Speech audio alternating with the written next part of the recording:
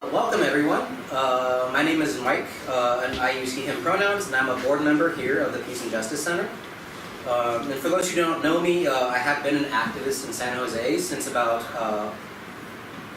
and being organized in San Jose since August 9th, 2014, which is when Mike Brown was murdered. He would have been 28 years old yesterday. So I welcome you to our event on a ceasefire in San Jose. The city's leadership has not yet passed a resolution. While they do acknowledge that a ceasefire is necessary, they are unwilling to, are only willing to write a letter on it, meaning that they only want a ceasefire in words, not in policy, not in action.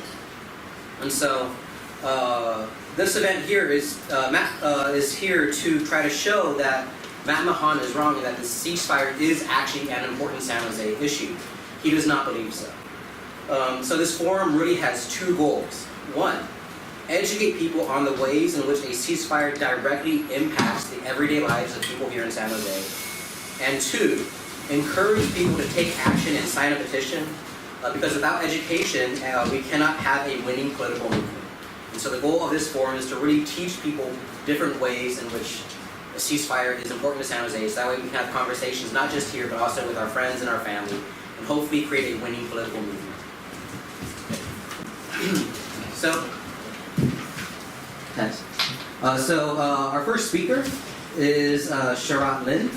He will be speaking on just a general geopolitical and historical background of the conflict in the Middle East, and really highlight the ways in which we need just Palestinian human rights.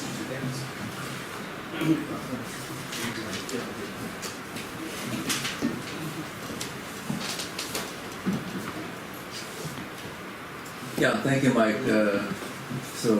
Thank you all for being here, and thank you, Mike and the San Jose Peace and Justice Center, San Jose Against War, and many others for organizing this. Yeah, it's really important that we push forward with activism and engaging our local official, local government on this issue, because it's affecting us all. We have to act in every way that we can. So I thought, I'll start by giving a little bit of the historical background. Obviously, in 10 minutes I can't give you a comprehensive history. I'm just going to hit on a few highlights. So for those who may not be familiar with the Israel-Palestine conflict, why is this first of all, why this conflict is important today is because it is at the very heart of conflict in the Middle East, and every other country in the Middle East, every other Arab country, every other Muslim country in the region they react very strongly to what is happening in Palestine, because the violations of human rights, the occupation is such a flagrant assault on humanity and on international law. Now, this is, first of all, there are two myths. One is that all of this started on October 7th. The other one is that, the other one version of it is it all started in 1948. And the third one is it's an age-old conflict that goes back millennia, and all of those are wrong. Okay. So first of all, it didn't begin on October 7th because there has been an occupation that has been going on ever since 1948. There was the UN partition in 1947. There are other things that happened before that in the formation of the Zionist movement and the beginnings of the terrorism and expulsion of Palestinians from their homes that began in the early 20th century. The second thing is that it didn't begin in 1948 because there were all these things that were happening before 1948.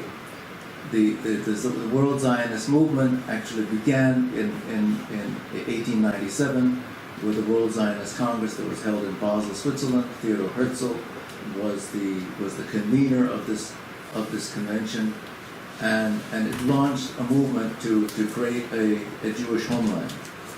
And this took place in the context of what was then the Ottoman Empire, and in the face of pogroms that were going on in Europe. So there was definite anti-Semitism, but that anti-Semitism was very concentrated in Europe, both in Eastern Europe and in Western Europe, and it was relatively not a factor. It was whatever happened in the Middle East itself, in the Middle Eastern countries, contrary to what you hear in Zionist propaganda, it was not an issue in the Arab countries. It was not an issue in India or Iran. All of these countries had very substantial Jewish populations during the time of the Ottoman Empire.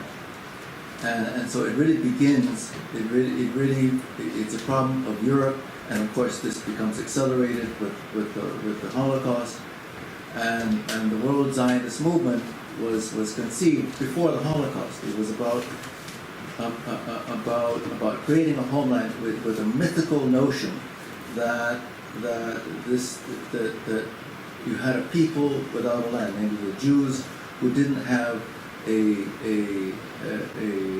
land of their own that they could call exclusively theirs, and that there was a land that didn't have a people, and there was such a falsehood because there were Palestinians who have been living there for millennia.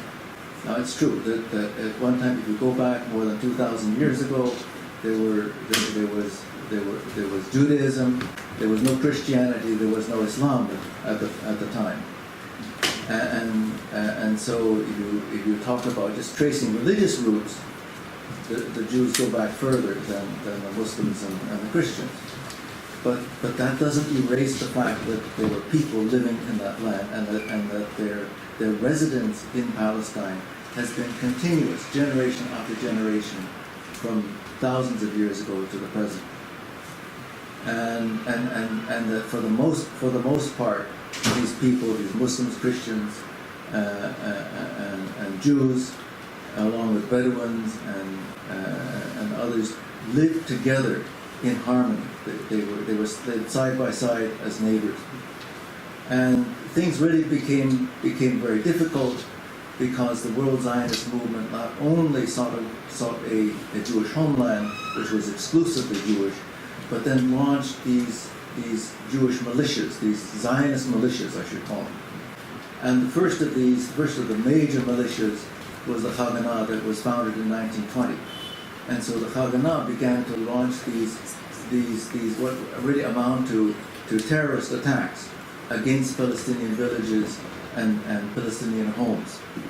And then there was a group of Zionists who said, well, the Haganah is not doing enough. So they formed the Irgun in 1931. And the scale and the atrocities, the severity of the attacks increased. And then there was another group called the Lehi that was founded in 1940 because they thought that the Irgun was not doing enough. And then there was another, an elite force of the Haganah, namely the Palmach, that was founded in 1941 to accelerate these attacks. So this is what happened. This was the prelude before 1948, 1947, before what we actually know of as the Nakba, or the Palestinian catastrophe. So this is the historical background to it. Can you show me the first slide? Oh, okay, it's already up. Okay, thank you. So this, I want to tell you just a little story about this, because this is something that most people probably don't know about. So this is a museum. This is called Etzel House. Etzel House sits on the beach of Tel Aviv. And the brick or the stone base of this was a structure, a building. We don't know what it was really used for, but it was used by Palestinians, because this is just north of Jaffa, or Jaffa. Before 1948, Jaffa was the largest, one of the, along with Jerusalem, was one of the larger Palestinian cities. And during the the war of 1948, and in particular April and May of 1948, the Irgun launched a full-scale attack on all of the Palestinian residents of Jaffa and expelled 30,000 Palestinians from this Palestinian city, to the extent that there were no remaining Palestinian residents. They were all expelled. And so what is built on this old Palestinian structure is a museum, which is known today as Etzel House. So Etzel is the Hebrew acronym for Irgun Zvaydiyumi. So it's a museum that honors the Irgun, which is a Zionist terrorist group. It was armed. It was not doing this in any kind of self-defense in the sense that Hamas is doing. Okay, Hamas is what it's doing is responding. It's responding to the Israeli occupation and the Zionist terror that has been going on all these years. So this museum is unique because it is the only museum that is operated by the Ministry of Defense, the Israeli Ministry of Defense. So that means it has official sanction. This is official Israeli narrative that to celebrate the what they call the liberation of Jaffa, which was the expulsion of 30,000 Palestinians, the deliberate and intentional expulsion of 30,000 Palestinians from Jaffa. Okay, so that gives you sort of a framework for understanding that. I mean, I can't go through the whole history, but this is why the conflict exists today. Okay, so why, what are some of the opportunities that why is it important to end this conflict, to have a ceasefire? Obviously it has a cost for Palestinians. We're seeing in real time televised a genocide happening, and because there cannot be any doubt, in our minds as to what is happening. It's unfortunate that there's still too many people who are, particularly in Congress, who are in denial about this.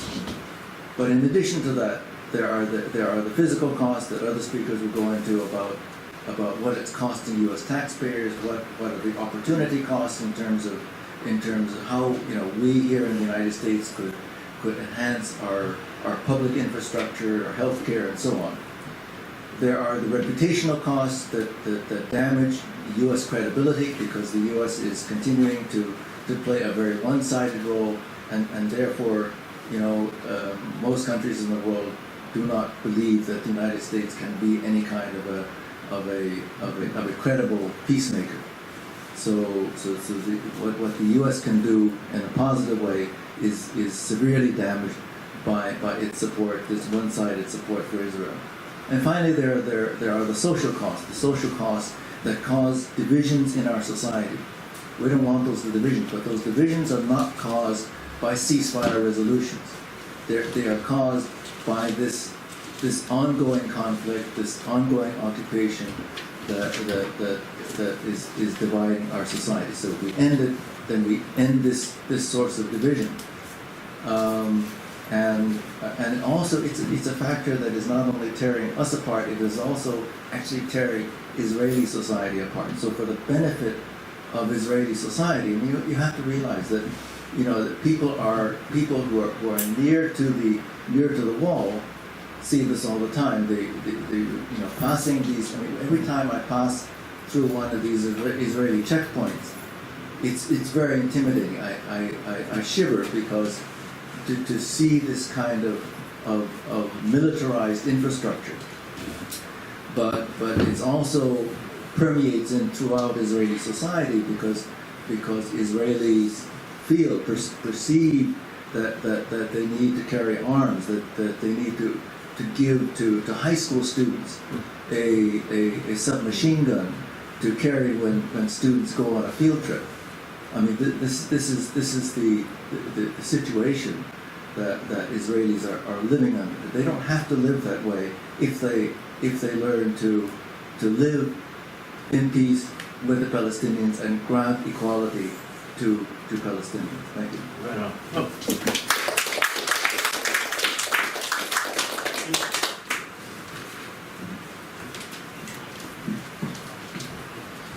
Thank you, Sharat, for just providing a general geopolitical overview of the situation.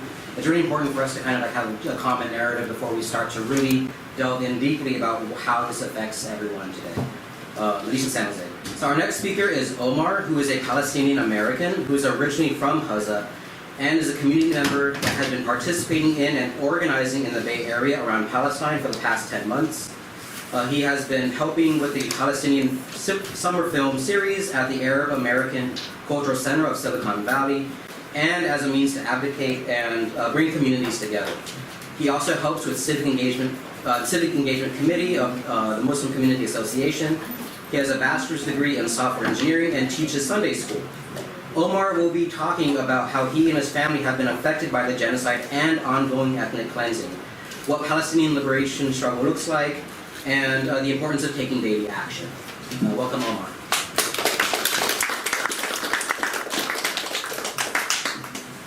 Hello, thank you all for coming.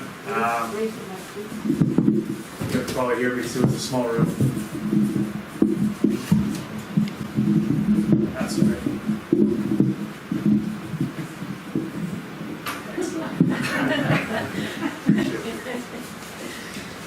Hello, recognize some faces in the room, but I'm so excited to see new faces.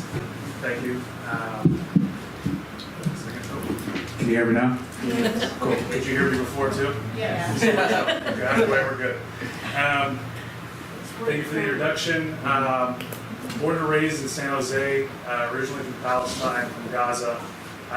The slide that was up about Jaffa reminded me of my grandmother from my mom's side. She was actually originally from the city of Lid, or which after Israeli occupation is called I think Lud. But she was originally from that town and then expelled after that city was ethnically cleansed in 1948 amongst many other cities, and displaced to the city of Jaffa. And so I actually, fun fact, didn't know my grandmother was originally from Lid until I brought up my family the other week. I thought she was from Jaffa. That's what that's my assumption, and grew up with knowing how their main industry was citrus and soap, and that's the stories and information we were raised with. I just wanted to share that so that one of the things I wanted to clarify and speak on today is the life of Palestinians in general. We're not just victims, as you see on the news on a daily basis. That's something we'll touch on both of those points. I think I'll begin with sharing my experience or my family's experience. Those who are in Gaza now, those who have been in Gaza for generations. They've been in Gaza before the Israeli state was a thought, or before it came to be. And so, over the last 10 months, we've lost over 80 relatives. And the fact of the matter is, we don't know the real number. And I kind of smile to myself because this is more or less what we've been saying as we tour city council meetings, board of education meetings, board of supervisor meetings, etc., and share this story of trauma. And I can also see a friend of mine in the audience too who can share the exact same story. So anything I tell you about the point of Palestinian suffering, every single Palestinian you can speak to will have similar or same stories. For example, every family I know that has, just in the Bay Area, that has relatives in Gaza has not lost 1, 2, 5 relatives. They lost dozens. They lost more than 100. That should be enough. We should be able to stop the entire event right now, and that should be enough to support a ceasefire. And there shouldn't be anything else said. There doesn't need to be anything else said. The whole point of this is that, there is just such an incredible amount of dehumanization where these numbers of Palestinian lives being killed on a daily basis is nothing, right? It's whatever, it's normal, because it happens so consistently, and it's been happening not just in the last 10 months, but for over the last 70 years, and before that. And that ties directly into racism, first and foremost. Just today, just this morning, how many of you heard of a massacre in Gaza that occurred? More than 100 people were killed at a school around the time of the Fajr morning prayer, which happens around sunrise. Israel dropped bombs of this school as they began the prayer, as if they waited for it to begin, and then dropped it. And I think the stat I saw was 80 to 90% of the people taking refuge in that school were killed. These are all civilians. And I'll bring it back to my family experience. But over the last 10 months, everyone in Gaza has been repeatedly displaced. There's a lot of family to speak on, but I'll focus on my uncle Sharat. Sharat in Arabic means peace.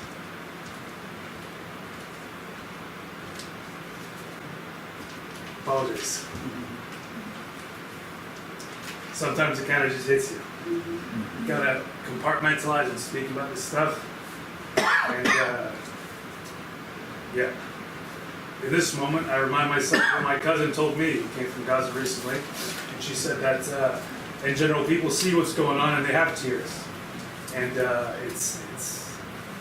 it's hard to go about your daily life and operate as usual. In fact, it's nearly impossible. But what she told me was that us living in America, for example, we don't need your tears. You don't need my tears. That's my family, right? What we need is action. Because again, we're sitting here and there's some nice comfortable fans going, and we're sitting in safety and security. And again, they are getting bombed on a daily basis. They're getting shot for going to the street. They're getting starved. They're being suffocated, as they've been suffocated for as long as the military blockade in Gaza has been there for the last 17 years. Every single day for them is a story that most of us, or none of us in this room, can understand or imagine. And so that brings me back to the importance of daily action as well. The repeated cycle for me, and I know every other Palestinian who's been active shares this sentiment, is that you wake up and you look at the news and you look at the videos on Instagram, and it is bodies, it is limbs, it's the streets being painted with their blood on a daily basis. And your heart can only bear so much. And the important thing is what comes after witnessing all of that, all the catastrophic images. Is it I get depressed and I just sit at home and I'll forget it, I need to go to work? Or is it drives me to action? The important thing is it does drive you to action. That is the only thing that matters, really. First and foremost, obviously, it's important to recognize that human life, wherever it is, or whatever the skin color, whatever the racial, religion, creed, is that no innocent life should be taken and it should not be accepted. But unfortunately, when it comes to Palestinians, it is accepted. Back to my uncle Sharat. So he worked as a manager in the Palestinian Authority Treasury. When he retired, what he wanted to do and spend his time was maintain and work on a family farm. My great-grandfather from my father's side, he was the first person to buy that land in Gaza. And this is before 1948. This is before Israeli occupation. We had this family farm. And originally it was citrus, and it transitioned to olive trees in recent years. And I remember visiting 10 years ago to that farm, and that's one of my favorite memories of we had all the families, all the cousins, the uncles and aunts and their kids. We met at that farm, and we just had a beautiful meal. We probably had a dish called feta, if I remember. I don't know how much time you got, but we can spend the whole time talking about Palestinian food and dishes. But feta is a staple in Gaza. That is, the bottom will be the layer of like shredded, like ripped up bread. And then you put the broth of the meat that's being cooked. It could be lamb or chicken. And then rice on top, then the meat on top, almonds, and some sauce. Yeah, I got the 3-minute timer. I haven't even got to whatever I wanted to say. I'm kind of waffling, as the British say. He retired and spent time on that farm. And when his health declined, he then opened up the supermarket and just spent time at home because he wasn't mobile anymore. That plot of land, different siblings, my father and some of the siblings, when they needed money, they sold their shares of that land and that farm. But to this day, even as we speak now, that farm is still there, and the house that's been on there, I'm sure, is rubble at this point, and forget the crops. But hopefully one day, you can revive that piece of land. For the sake of time,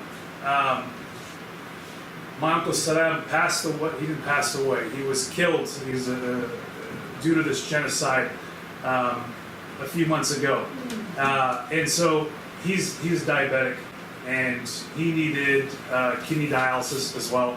But on the point of diabetes, for example, because of this military blockade, medical aid supplies are not coming in. Even before October, due to a military blockade, medical supplies would still not get in.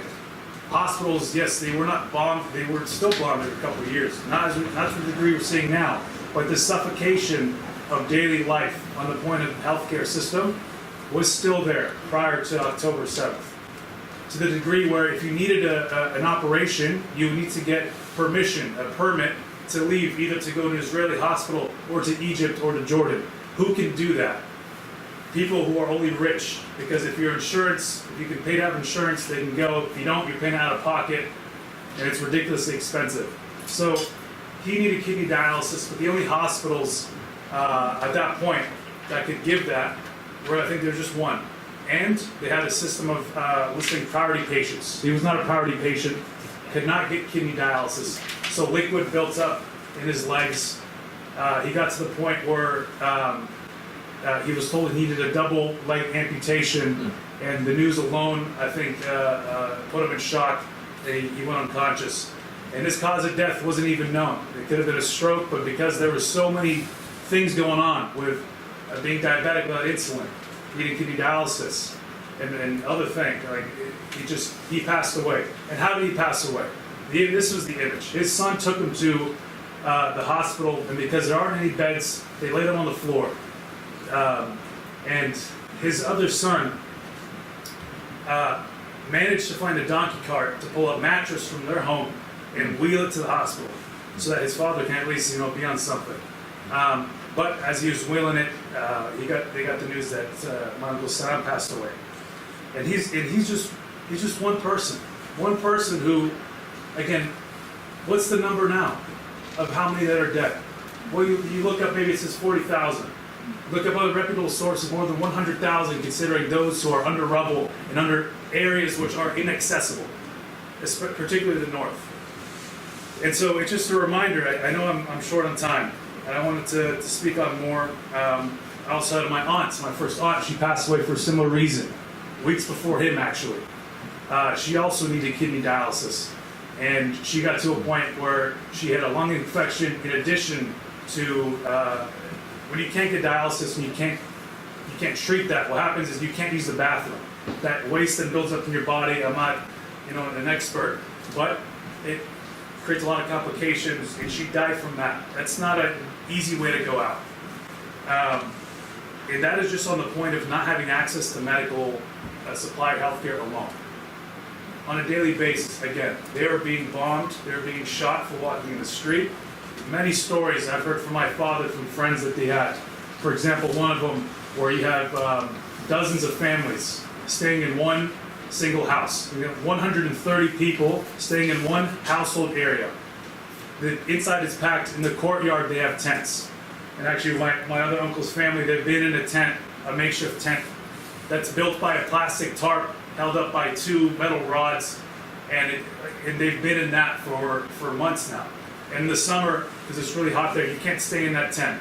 So they have to leave. In the morning they leave, and at night they try to come back. Where do they go during the day? When in the street you get shot, and when you're repeatedly being told you have to evacuate and move. They've been displaced 5 times. That's an average number. And so, right now, we don't. Forgive me for scattering, but on that point, just recently, a couple weeks ago, they were told to evacuate again, and we don't exactly know how they're doing. Right? How do we reach out to them when they're in an area which has very limited connection? You're able to send some messages over WhatsApp, for example, or call, but you don't get a response. And what is the reaction when you don't get a response? You're just sitting there waiting. Or you're thinking to yourself immediately, have they been killed? Have they been dead? How many my relatives and the relatives of my friends, how many accounts have I heard where we look at social media, Instagram, and we see the caption being our family name, and you see that your relatives have been killed.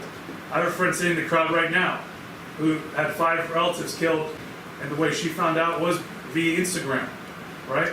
And so this is the level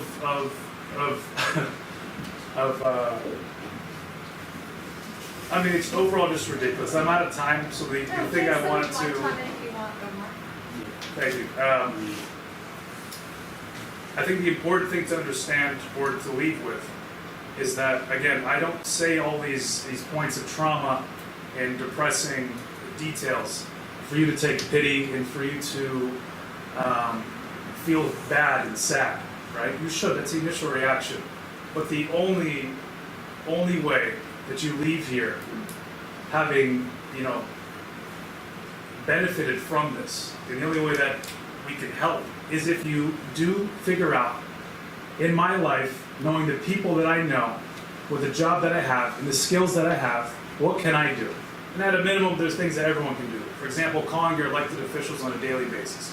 That's super easy. Signing the petition for a ceasefire for San Jose. That's super easy. Just put your freaking information and your name and email, and we'll go on with your day.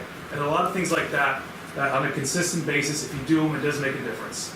There's just, real defeatist mentality where, who are we up against? We're up against, for example, this country, the biggest empire that exists, one of the biggest that exists right now.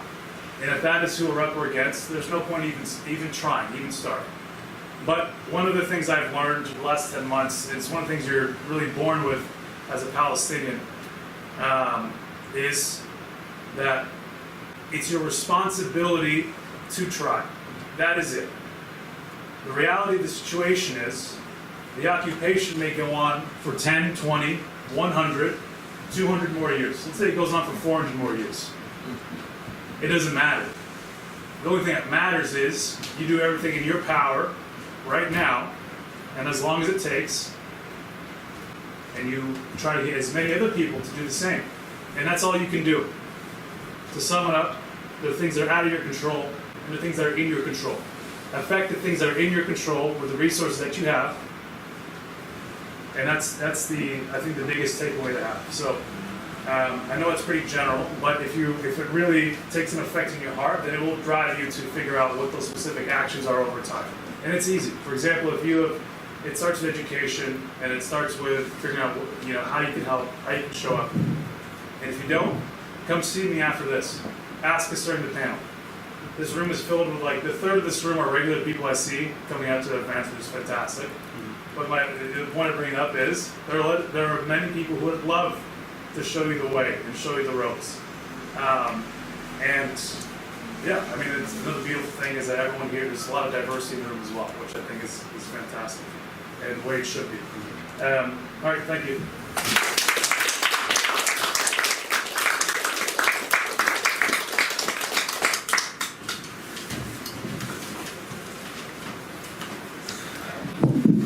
Thank you so much for that, Omar. I really do like your point about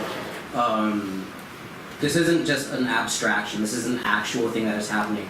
Over 6,000 people in San Jose are Arab American, and almost every single one of them has some kind of connection to this genocide. And so I also do like your point about how we are in the belly of the beast. It reminds me of a quote by a famous revolutionary who once said, "I envy you. You North Americans are very lucky. You are fighting the most important fight of all. You live in the belly of the beast. The world is cheering us on, and it is our duty to answer that call and show that this empire can end." Our next speaker is Dorah Rosen. Dorah is from Birmingham, Alabama, where she first became involved with the Palestinian Solidarity. She's on the core committee of the Jewish Voice for Peace South Bay and lives in Santa Cruz between the river and the sea, the San Lorenzo River, and the Monterey Bay. She has been to the West Bank of occupied Palestine and the State of Israel twice to volunteer with groups practicing nonviolent resistance. Dorah belongs to the Temple Beth El in Aptos, sorry. Dorah will be giving a little background on Israel bonds and how nefarious they are. She will also talk about how investing or propping up Israel takes money and energy away from other things, domestically and abroad. Welcome, Dorah. And also to the Peace and Justice Center, to everybody here, and to the speakers. Okay, thank you, Donna. Okay. Before we begin, I would like to have a moment of silence for Omar and his family, for everybody here who's affected in your families, not only in Gaza, but anywhere in Palestine.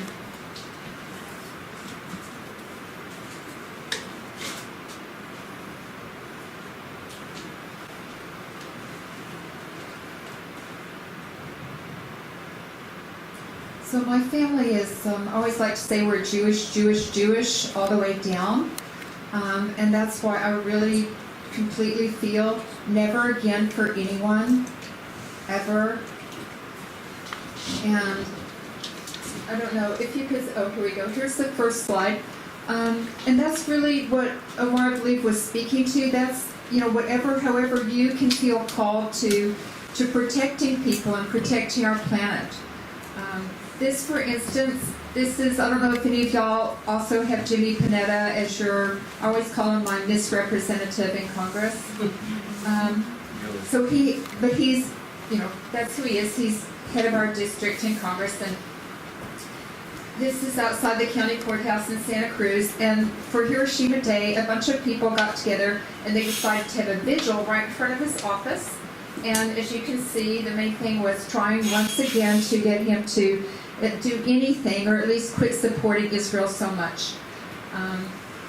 But unfortunately, not only does he get so much funding from AIPAC, he also gets a lot of money from weapons manufacturers that are in his district, and he's on the Armed Services Committee, so of course he gets a lot of money funneled to him that way. But it was really great. There were a lot of different programs going on, and that's how I heard about, I wanted to bring up that Gaza is not the only horrible, terrible atrocity that is being funded by our country and whose the policies are being set up, in fact, all of Palestine, you may say. But also, I heard some people speak at one of the vigils about the Philippines, and I knew there were problems in the Philippines. I didn't know there had been ongoing civil war for 50 years. I didn't know whether there were war games in the region.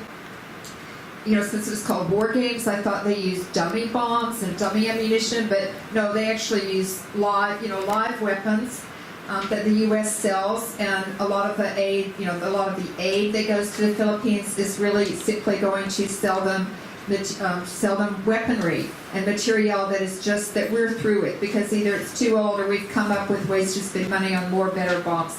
So please, remember, this is just part of a bigger picture that's affecting everybody all over the whole world. And when I say everybody, I mean all beings, not even human, only human beings, all beings. And could you please go to the next? Okay, so here's an example. This is across, there's a greenway park where the San Lorenzo River flows through Santa Cruz. And so this is one side of the river, and on the other side, just like probably a 4-minute walk away, is Panetta's office in the county courthouse. So here you can see in the front under the tree, here's a tent of somebody who, this is where they are having to live to be in Santa Cruz. So while Panetta and other people are voting for, billions of dollars to go to weapons and destroy homes, that money could be going to providing homes and housing. And then across the street, you can see one of our bus stops, and we're lucky to have some public transportation. But funding has also been cut for that. So I put that there as an example of we could have better public transportation if we weren't, everything I say here you just did, if we weren't spending so much money on war and other forms of oppression and damage. And when I say we, I guess I mean us because it's our tax dollars, right? And next slide, thank you, Mike. Okay, this is in that greenway I was talking about. This is even closer to Panetta's office, and you can kind of see the county courthouse is that white building in the distance, big on your right side. So this used to be a beautiful little, almost like a moat around the stage where live music can be performed in the park. But you can see our city doesn't have the money to keep the moat going, you know. And it's not like they drained it because of drought. They just, I don't know what they're doing. But that's another example. And here, okay, this is along the walkway. If you walk further from the tent you saw and kept walking toward town, you can see the bridge is actually the bridge that goes to Panetta's office in the courthouse. So on the walkway there, you can see there's several people who are obviously in distress. I'm sure some of them need, mental and physical health care. And these, I'm sure you can see this in San Jose, and this is just a few of the many, many, many people that are living like this every day in Santa Cruz. And here we are on the greenway itself. Like Santa Cruz is in a fire zone. And so this is in that green belt, and you can see that this would be a huge fire hazard. It actually, is currently a fire hazard because we're in fire season. And so that's more money that's being what can I say? The money's being taken away from that for other purposes. And so here you can see this is that same scene and that little green sign. I couldn't go down there because it's fenced off. This used to actually be for disc golf. So there used to be, a little, whatever you call a disc golf course set up there. But now the city doesn't have the funding for it. Next slide, please. Okay. And here we go. This is the Veterans Hall that was built back in the days after between World War I and II, where people thought, yay, we have democracies blooming all over the world. We're not going to have another world war, but let's appreciate our veterans, and we'll have this place for community events and so forth. But now you can see, or I don't know if you can read them, but there's signs up there, warning, security camera, no loitering, no trespassing, and so forth. Next slide, please.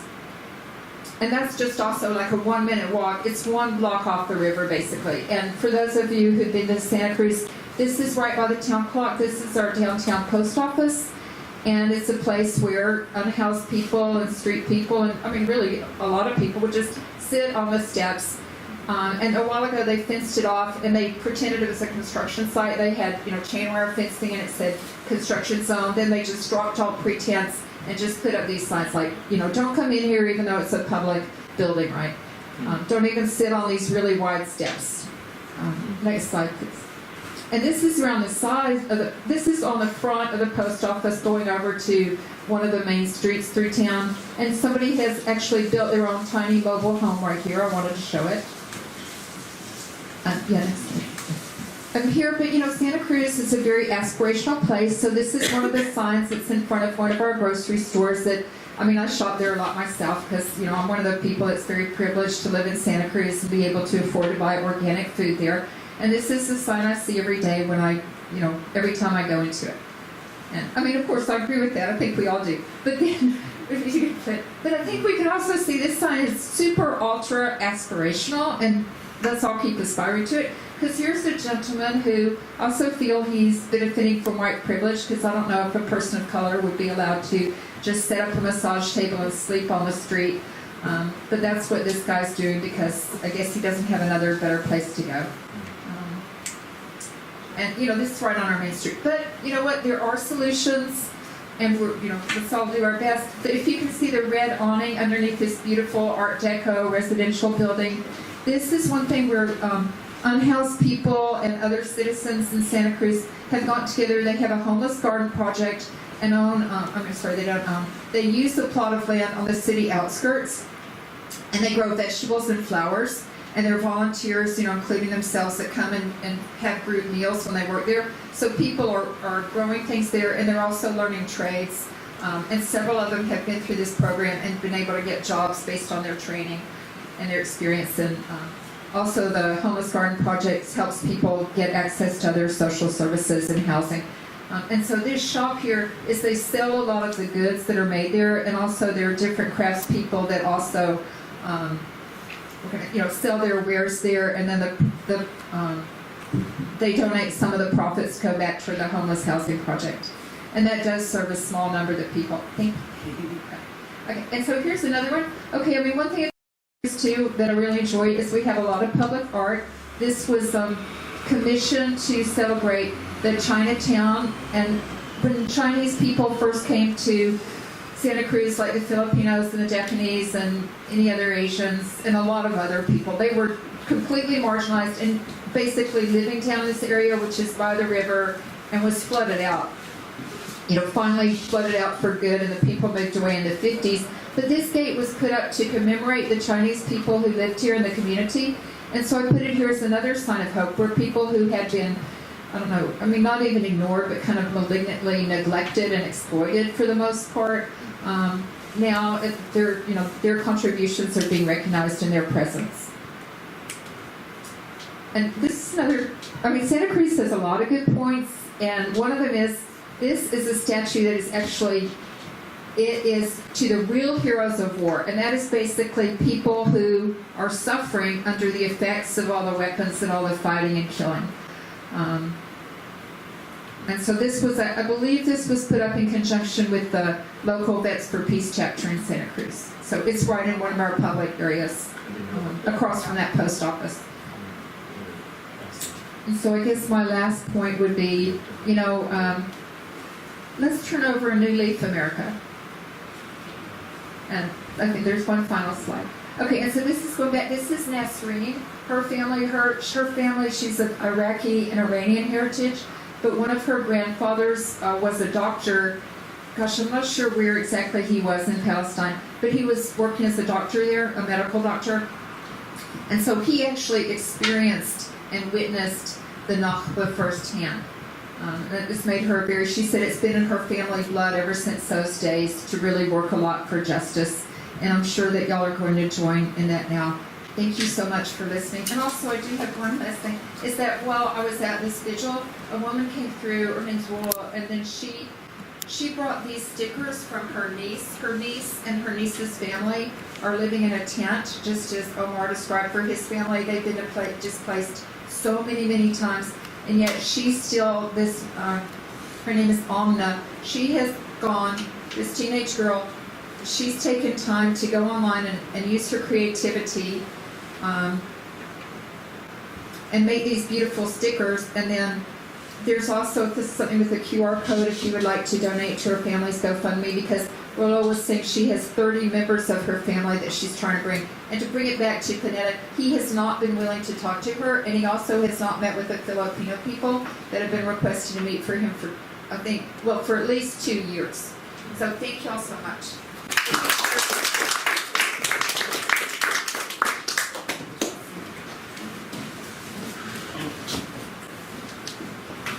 All right, thank you for that, Dorah. I think I really like the photos because it really does make it concrete about how this genocide is directly affecting people in San Jose. So our last speaker is going to be Alexander Wollner. He's a member of the Ross Galarza Club, Communist Party USA. He's an active member of the Teamsters Local 70, and he has been organizing San Jose for the past 7 years. He will be talking about how a ceasefire directly impacts San Jose, and looking into the history of some of the policies and the political movements, and also some of the ideas unions are pushing forward. Welcome, Alex.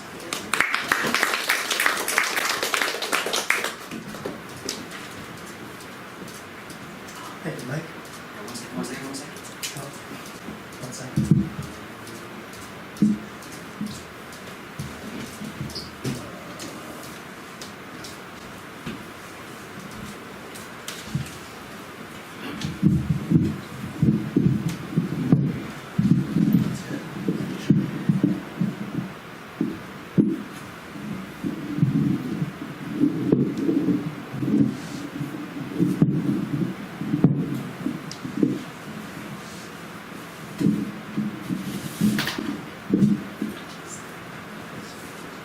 Hello, everyone. So, how does a ceasefire affect San Jose? That is the question and why we are all here. The speakers before me today discussed the history of the conflict, their personal experiences, and local actions. I am here to report the findings of the Roscoe Isaac Club with a special thanks to Mike, the San Jose Peace and Justice Center, for donating his time and energy to help us research this information. As our petition states, the United States government is directly funding the ongoing genocide in Gaza. Our federal government has determined the slaughter of civilians as a top priority and not housing, feeding, healing, or teaching our own citizens. In response to the October 7th attacks, Israel has attacked Palestine with untold horrors, tortures, killing, and jailing of Palestinians, not just in Gaza, but also in the West Bank. Immediately, Palestinians have called for a ceasefire to end the conflict. Since March 2024, over 100 American cities have passed ceasefire resolutions in response to Palestinian voices and demanded their Oakland, San Francisco, and Santa Clara County have all passed ceasefire resolutions in demonstration of their official solidarity. The city of San Jose has yet to follow suit. In December, over 200 activists attempted to call for a ceasefire resolution and they were shot down. Mayor Matt Mahan cited City Resolution 011 as his justification for denying the call. The resolution specifically states, "It is further the policy of the Council of the City of San Jose that it shall not act or take a position on matters concerning the foreign policy of the United States of America, nor its relationship to other countries of the world, except the express request of an elected official of the federal government or an authorized representative of a department or agency of the federal government, except those matters directly affecting the city and citizenry of San Jose." In short, the city of San Jose cannot contradict the foreign policy of the American federal government.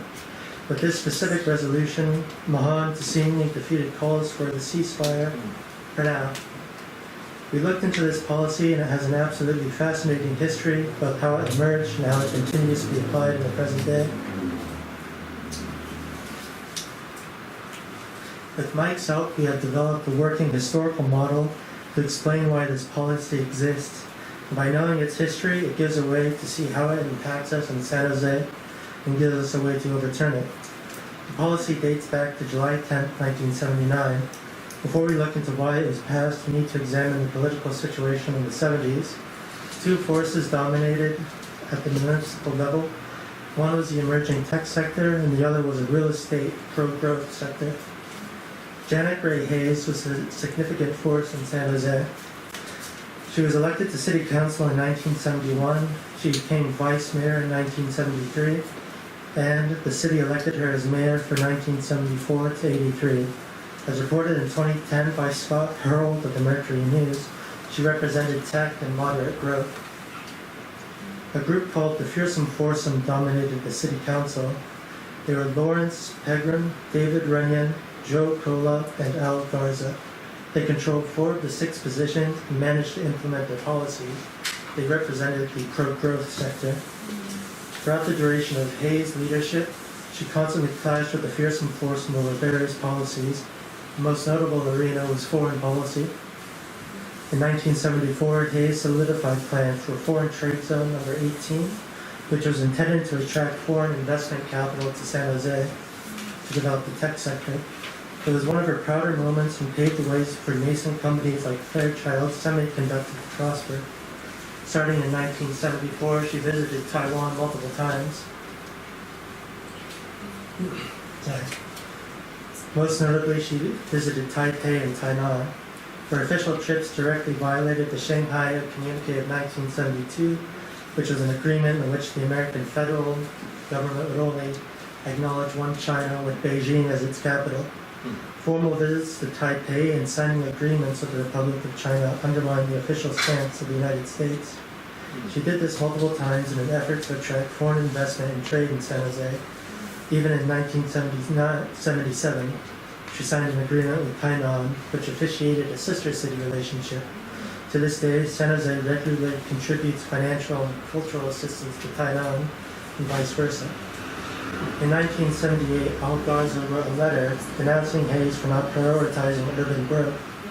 When Hayes went on an official visit to mainland China, the fearsome foursome passed Resolution 011 on July 10, 1979. Although she was not technically violating the Shanghai Communique when she was in mainland China, she did intend to visit Taiwan separately. CR 011 was designed to prevent her from further fostering a relationship with Taipei. It was a resolution designed to prevent a liberal mayor from contradicting Nixon's foreign policy. It had her focus more on real estate and pro-growth measures. This policy has been inconsistently applied throughout its existence. Aside from yearly financial assistance to Tainan, the city council also ignored it during the divestment movement against apartheid South Africa. Mayor Tom McInerney was a New Deal Democrat who enjoyed the support of various activists and labor unions, among other groups. Since he was far friendly to these progressive groups, he passed a city ordinance to divest from South Africa. His move directly contradicted the Reagan administration's support for apartheid South Africa. With this history in mind, we can now focus on how San Jose is impacted by the present-day situation. Currently, approximately $11 million of our taxes directly fund the genocide of Palestinians. If we manage to pass a ceasefire resolution, we could then begin the process of redirecting our tax dollars into more useful areas. For example, we could build 1,400 affordable housing units. We could pay for 4,100 in children's hospital bills, cancel 300 debts, or we could even fund just one of the 85 underperforming schools out of the 200 in San Jose.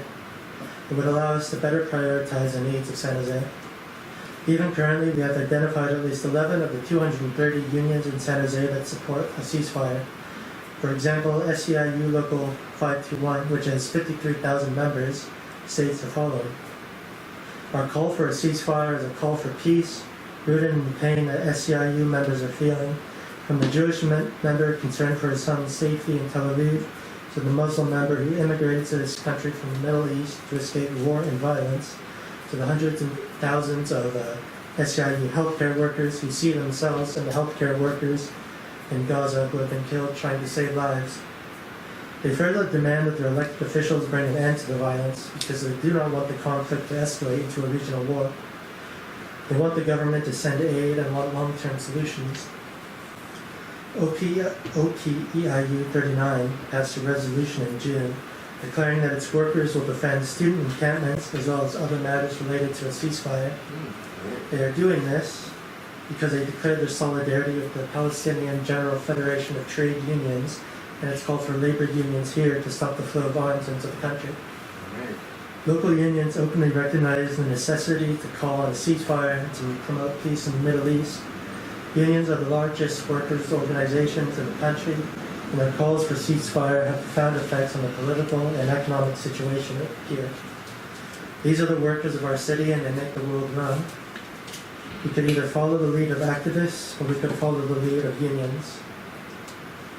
To do this, we also need to confront City Resolution 011. It prevents us from expressing our support for Palestine and to prevent a future war with China. Without organized political support from the community, these calls for a ceasefire will go unanswered. We need people to sign our petition, also volunteers to help solicit signatures. Thank you.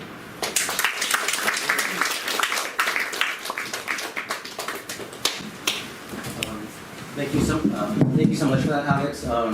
It is also, I think it's really important for us to kind of know the history as to why we got shut down back in December. And hopefully that starts creating some kind of ideas and way forward to kind of really answer the call for a ceasefire. So thank you everyone for coming. Hopefully you can walk away with some new information and some new insights, and also help develop some strategies because Gaza needs us. What I was going to say is, throughout the period of American history, our government has invoked our name in the slaughter of thousands, if not millions. And now is our time to learn from the history and actually fight our government and denounce this genocide that's happening right before our eyes. All right, we can stop now. Maya. Yeah. Maya. Thank Thank you.